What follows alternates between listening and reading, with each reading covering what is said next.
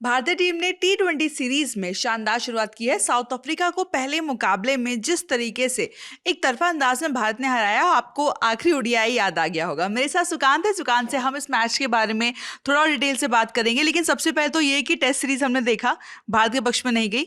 One day series में भी south Africa ने पूरी टक्कर देने की कोशिश की, लेकिन टी20 सीरीज में जैसे शुरुआत रही है, कहीं ना कहीं ये दिखाता है कि भारत क्यों वर्ल्ड चैंपियन है और क्यों अब तक भारत टी20 वर्ल्ड कप चैंपियन बनने के बाद से कोई सीरीज हारा नहीं है। बिल्कुल। और सबसे अच्छी बात क्या रही कि आप देखो कि रोल जो है सबके डिफाइंड है। और सबसे अच्छी बात ये रही कि बॉलर्स ने जिस तरह से बॉलिंग की इस पिच पे, शुरू में ही दिख रहा था कि बैटिंग करना थोड़ा आसान नहीं था, लेकिन हार्दिक पांड्या ने फिर जिस तरह बैटिंग की, एकदम फ्लॉलेस 50 लगाई, वो भी ऐसी पिच पे जहाँ पे लग रहा था कि किसी भी बैटर के लिए वहाँ बहुत स्ट्रगल हो रहा था बैटिंग करने में। लेकिन वहाँ हार्दिक पांड्या जिस तरह से बैटिंग करके गए, और उसके बाद फिर पूरी टीम ने जिस तरह से बॉलिंग की है, मतलब पिच में ठीक है मदद है, थोड़ी सी बॉल फंस के आ रही है, रुक रही थी, लेकिन ड्यू का भी फैक्टर था। लेकिन इन सब के बावजूद सब ने बहुत अच्छी बॉलिंग की, और इसी का नतीजा है कि 74 पे पूरी साउथ अफ्रीकी टीम जो है वो निपट गई। हम यहाँ पर एक खिलाड़ी के बारे में थोड़ा सा बात करते हैं। उस खिलाड़ी का नाम है हार्दिक पांड्या, क्योंकि लंबे समय बाद हार्दिक पांड्या की टीम में वापसी हो रही थी, नजरें थी, और बिल्कुल जिस तरह की उम्मीदें थी वैसे प्रदर्शन किया, ऑलराउंड प्रदर्शन किया, और एक तरीके से दिखा दिया कि अब वर्ल्ड कप से पहले क्यों टीम को उनकी जरूरत है। हाँ बिल्कुल, क्योंकि हार्दिक पांड्या जब जब बात हुई कि हार्दिक पांड्या की टीम में वापसी होने वाली है, और अभी उन्होंने कुछ रन बनाए सैयद मुश्ताक अली ट्रॉफी में, तो वहाँ से एक कॉन्फिडेंस भी गेन हुआ, और वो उन्होंने उसको ट्रांसफॉर्म किया। और सबसे अच्छी बात क्या रही रिया कि देखिए, जैसे पिच को जैसे समझना होता है, अगर आपने देख लिया कि पिच पे बॉल फंस के आ रही है, तो उन्होंने बॉल को जज किया कि किस बॉल पे मुझे अटैक करना है। और ये बहुत इंपॉर्टेंट हो जाता है, खास करके ऐसी पिचों पे जहाँ पे थोड़ी बॉल फंसती है या फिर थोड़ा सा रुक के आती है। और वहाँ पे उन्होंने अपना अनुभव दिखाया, और वो दिखाया कि क्यों वो बहुत आक्रामक भी हैं, प्लस वो जो एक सिचुएशन थी, क्योंकि 12वें ओवर में वो आए थे बैटिंग करने, और उस वक्त इंडिया का स्कोर लगभग 72-74 रन ही था।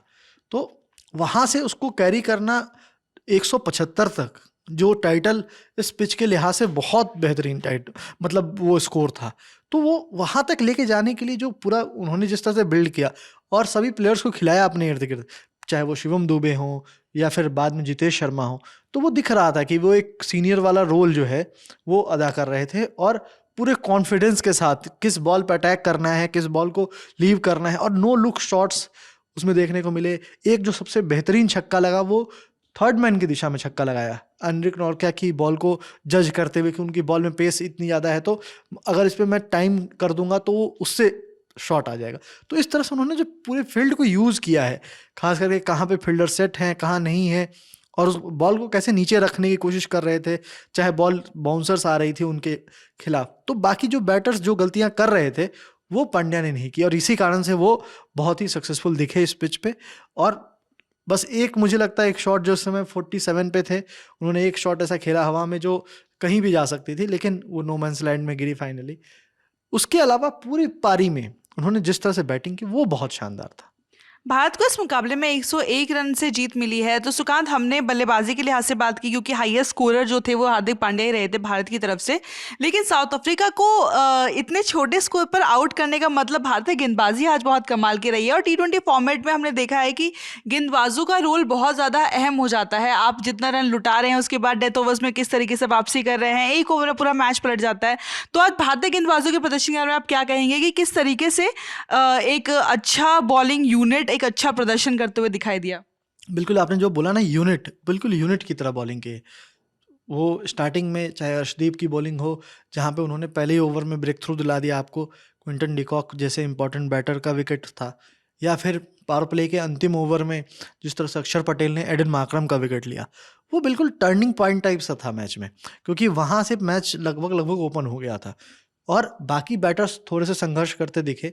डोनोवन फेरेरा हमेशा स्पिन के अगेंस्ट स्ट्रगल करते हैं, वरुण चक्रवर्ती ने उनको फंसाया, और वरुण चक्रवर्ती ने मार्को एंसन, जो अभी तक पूरे खतरनाक दिखते आ रहे थे टेस्ट में भी वनडे में भी, उनको भी अपना शिकार बनाया। और सबसे अच्छी बात ये रही कि वरुण ने पहले ही ओवर में 12 रन पड़ गए थे वरुण को, और उसके बाद लग रहा था कि आज जो है हो सकता है कि उन पर अटैक ज़्यादा हो, लेकिन जिस तरह से उन्होंने फिर अपने मोमेंटम को गेन किया दूसरे ओवर में आकर के, और उसके बाद तीसरे ओवर में जिस तरह से बॉलिंग की, मतलब बहुत ही कॉन्फिडेंट दिखाई दे रहे थे, लग रहा था वर्ल्ड नंबर 1 बॉलर बॉलिंग कर रहा है।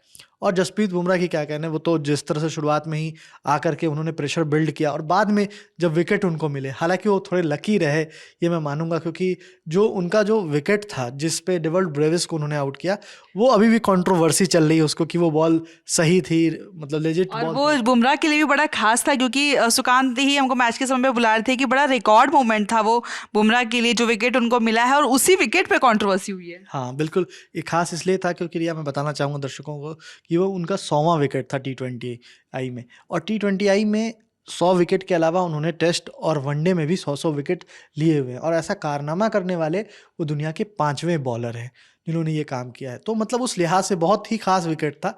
लेकिन जो सबसे अच्छी चीज़ जो उनके फेवर में गई वो ये कि जो बात आ रही है या कंट्रोवर्सी हो रही है कि वो नो बॉल थी या नहीं थी, क्योंकि विकेट जो लाइन थी उसके पीछे उनका पैर नहीं दिख रहा था, कुछ भी पार्ट नहीं दिख रहा था। लेकिन क्योंकि बार बार जब अंपायर्स उस एंगल से चेंज करके उसको देखना चाह रहे थे तो सामने फील्डर आ जा रहे थे, जिसके कारण से वो जज नहीं कर पा रहे थे कि इस तरफ से दूसरा एंगल उनको नहीं मिल पाया। एक ही एंगल मिला जिसमें पीछे से वो दिख रहे थे, तो जो क्लियर नहीं था, कहीं ना कहीं वही चीज़ उनके फेवर में गया है।